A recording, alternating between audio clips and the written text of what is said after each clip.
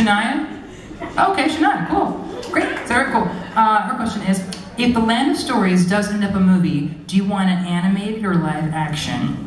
I get asked this a lot. I'm definitely, as you know, when the book first came out, I was completely against a movie because I wanted the book to have a life as a book first because it was a story about storytelling, and I hated that movies are seen kind of as like the conclusion of a book series, where I think it should just be a continuation more than a conclusion.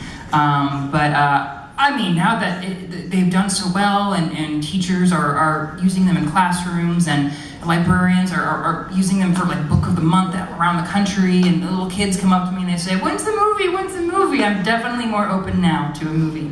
But I'm definitely open to animated or live action. I think little kids want to see it live action, so they can see it come to life.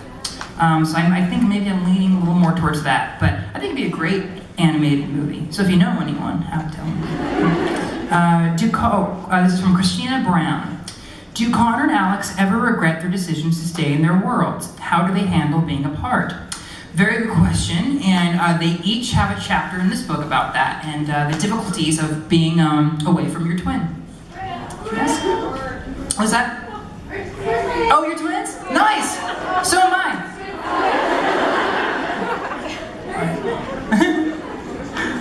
Okay, this one's from Jack and Jody. Since there was never a backstory for the Evil Queen in the classics, how did you come up with your own interpretation? Honestly, it came from back when I was a kid, because I was always wondering, who is that guy in the mirror, and why is she so obsessed with this man in the mirror, and why is she listening to him? And then I just kind of came up with that he was her long lost boyfriend, and I think the Heart of Stone came later. Probably after I kind of like I started Glee, and I found myself becoming almost very numb to certain situations, and I thought that would be very cool to have a character with a heart of stone, that she literally turned her heart into stone so she couldn't feel anything, and we've all been through heartbreak, and we know what that's like. Let's see, okay. And next question is from Tiffany, and her question is, if Land of Stories ever became a movie, who would you want to cast as Alex and Connor?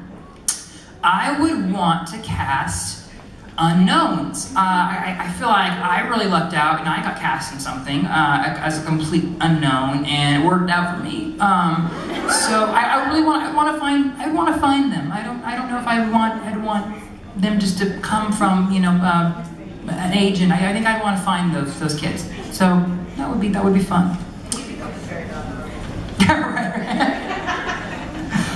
Next question is from Kendra Havenbrook, and she asks, how does Brian feel about all your traveling for the book tour?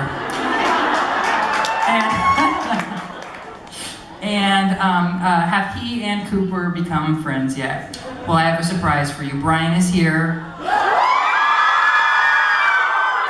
No, I'm kidding. Brian's not here.